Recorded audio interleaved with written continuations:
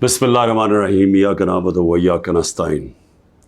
میرے پاکستانیوں، میں ابھی رات کے تقریباً 12 بجنے لگے ہیں، تو میں آپ کے سامنے صرف مختصر بات کرنا چاہتا ہوں، اور وہ بات ہے یہ جو سارا توشہ خانہ کا ڈرامہ چل رہا ہے۔ تو میں یہ واضح کر دوں کہ یہ ضروری آپ کا سمجھنا ہے کہ توشہ خانہ یہ ہے کیا۔ یہ توشہ خانہ 70 سال سے ایک ہی قانون بنا ہوا ہے توشہ خانہ کا، جو جس کو بھی تحفے ملتے ہیں 70 سال سے، چاہے prime minister, president, minister, army chief, وہ ساروں کا ایک ہی قانون ہے۔ اسی قانون کے مطابق جو بھی توشہ خانہ سے میں نے چیزیں لی، اس قانون کے مطابق چلا۔ اب یہ کیس جو توشہ خانہ کا چلنا شروع ہوا، یہ آپ کو سمجھنا چاہیے کہ اس کیس کے اوپر، یہ توشہ خانہ کیس کے اوپر میرے گھر کے اوپر حملہ ہوا۔ 4 دن پہلے پولیس پہنچ گئی کہ جی آپ نے وہ توشہ خانہ کا ایک میجسٹریٹ کے سامنے کیس سننے جانا ہے۔ 4 دن پہلے پولیس پہنچ گئی، اور یہاں پورا میرے گھر کے اوپر 26 گھنٹے اٹیک ہوا۔ مجھے جب 9 مئی کو غیر آئینی اور قانونی طور پہ اغوا کیا گیا اسلام آباد ہائی کورٹ سے، تو مجھے جب جیل میں لے گئے پولیس لائنز میں، وہاں مجھے ایک دم پتہ چلتا ہے کہ ایک جج صاحب، جج ہمایوں دلاور وہاں بیٹھے ہوئے ہیں، اور وہ آپ کے اوپر توشہ خانہ کے کیس کے اوپر کوئی کاروائی کرنا چاہتے ہیں۔ نہ میرا وکیل، نہ مجھے کیس کا پتہ، اور پتہ چلتا ہے کہ وہ ادھر آ کے میرے اوپر فرد جرم لگا کے چلے جاتے ہیں۔ فرد جرم لگا سکتے ہی نہیں جب تک کہ میرے اوپر، جب تک مجھے پوری طرح بتایا نہ جائے کہ وہ ہے کیا، میرے سامنے فرد جرم لگتا ہے یا میرے وکیل کے سامنے۔ جب ہمیں یہ پتہ چلا، اس سے اگلے دن ہم نے ریکیوزل کا کہا۔ ہم نے کہا جی ہمیں ان جج صاحب سے جس طرح انہوں نے کارروائی کی ہے، ہمیں کوئی انصاف کی توقع نہیں ہے۔ یہ 11 مئی کو ہم نے کیا۔ اس کے بعد بہرحال ایک پورا سلسلہ چلتا رہا، جس میں یہ واضح ہوتا گیا کہ ایک پلان بنا ہوا ہے کہ توشہ خانہ میں عمران خان کو ڈسکوالیفائی کرنا ہے۔ مجھے ایک سوال دیے گئے، 35 سوال دیے گئے، کویسچن جج صاحب نے کہ جی ان کے جواب دو۔ محرم کی چھٹیاں بھی تھی، خیر ہم نے بڑا زور لگا کے اس کا جواب تیار کیا۔ میں نے کوئی 1 گھنٹہ عدالت میں کھڑے ہو کے کل سارے سوالوں کا جواب دیا۔ انہوں نے 2 کوئی گواہ رکھے ہوئے تھے، سرکاری گواہ۔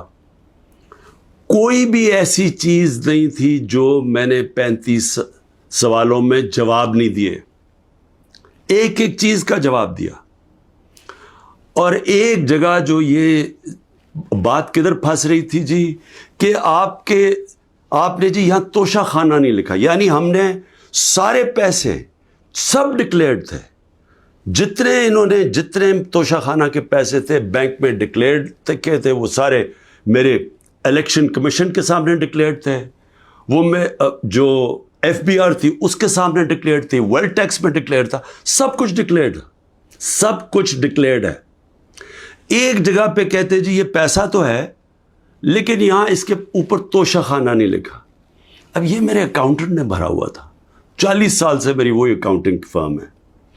تو میں نے اپنے گواہ میں لکھا کہ یہ اکاؤنٹنٹ کا کام ہے آ کے آپ کو ایکسپلین کرے، پیسے تو ہیں کہ جی اس نے توشہ خانہ پیسے کے آگے لکھا یا نہیں لکھا۔ حالانکہ وہ اکاؤنٹنٹ کلیئر ہے کہ قانونی طور پہ اس نے ٹھیک کیا۔ اب وہ اکاؤنٹنٹ نے آنا تھا۔ آج پتہ چلتا ہے جج صاحب کہتے ہیں جی 1 گھنٹے میں گواہ کو پروڈیوس کرو۔ گواہ راستے میں ہوتا ہے، کہتے اب ہم نے کینسل کر دیا، اب کوئی گواہ آپ سامنے نہیں لا سکتے۔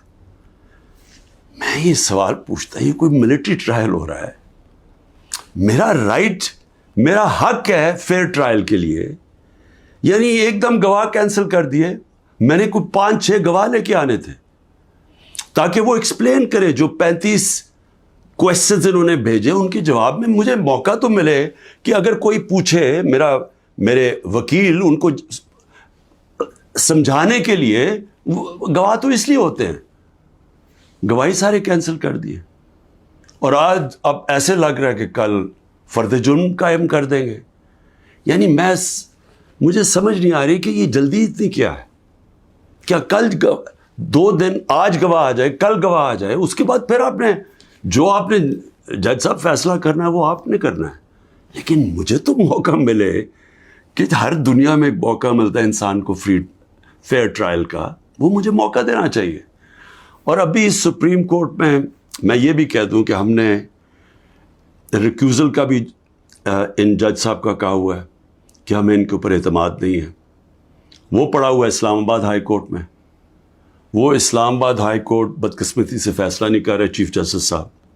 میں یہ بھی کہہ دوں کہ صرف اتنی زیادہ، پتہ نہیں میں کتنے کیسز میں ہوں، صرف 2 ججز کے اوپر میں نے ریکیوزل کا کہا ہوا ہے. ایک اسلام آباد ہائی کورٹ کے چیف جسٹس اور دوسرے یہ جسٹس دلاور.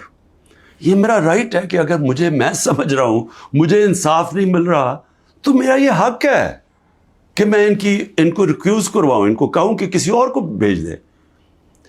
اب وہاں بھی فیصلہ نہیں ہو رہا اسلام آباد ہائی کورٹ میں.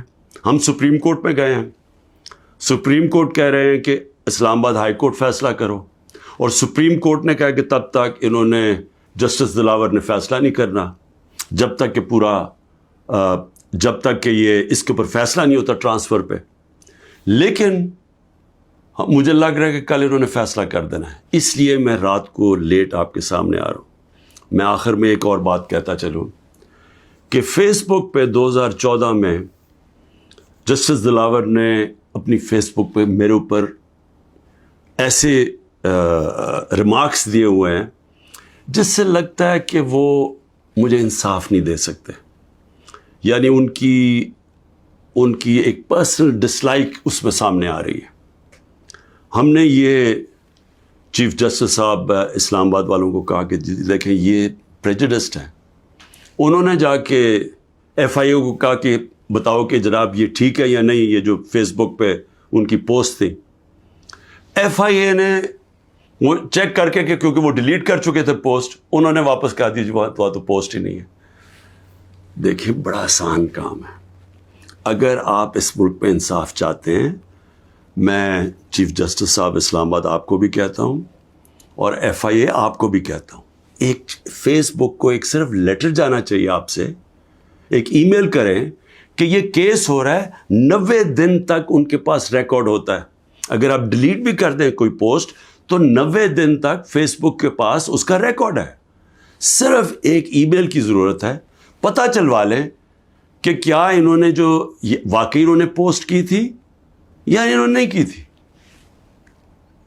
آدھے گھنٹے میں سارا اس کا پتہ چل جائے گا کہ کیا جسٹس دلاور نے واقعی وہ میرے اوپر جو بڑی ان کا مائنڈ شو کرتا ہے کہ وہ شاید میرے سے انصاف نہ کر سکیں، وہ پوسٹ میں ریفلیکٹڈ ہے. پتہ چل جائے گا کہ ہے یا نہیں ہے. تو ہم صرف، میں یہاں بیٹھا ہوا ہوں، 200 کیسز ہونے لگے ہیں، ایک ایک فیس کرنے کے لیے تیار ہوں، فیس کر رہا ہوں. پچھلے 2 مہینے میں 350 عدالت میں کیسز کے اندر میری پیشی ہو چکی ہے. 350، یہ بھی ریکارڈ ہے. میں آگے بھی تیار بیٹھا ہوں، لیکن صرف یہ چاہتا ہوں کہ انصاف ملے. اور انصاف ملنا کوئی مشکل کام نہیں ہے. اگر صرف مجھے یہ موقع دیا جائے کہ اگر میں یہ سمجھتا ہوں کہ کوئی جج میرے سے انصاف نہیں کر رہا تو یہ میرا حق ہے کہنا کہ جی ٹرانسفر کر دیں کیس کسی اور جج کو. تو میں ابھی بھی امید رکھتا ہوں کہ کل فیصلہ کرنے سے پہلے اسلام آباد ہائی کورٹ اور سپریم کورٹ میری بات سنیں گے تاکہ مجھے فیئر ٹرائل مل سکے. شکریہ.